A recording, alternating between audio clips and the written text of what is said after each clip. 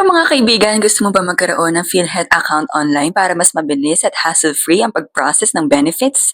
Tara, ituturo ko sa inyo kung paano gumawa ng PhilHealth account online in just 60 seconds. Pumunta lang sa official website ng PhilHealth, itype mo ang philhealth.gov.ph. Siguraduhin updated ang browser mo para iwas aberya.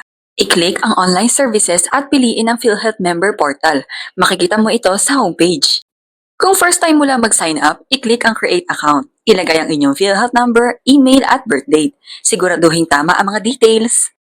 I-check ang email mo para sa verification link. Click mo lang yon at ayan, verified na ang account mo. Pwede ka mag-login gamit ang PhilHealth number at password mo. Dito mo na makikita ang inyong contributions at iba pang importanteng details. Ang dali lang, di ba? Kaya ano pang hinihintay mo? Gawin mo na ang PhilHealth account mo online.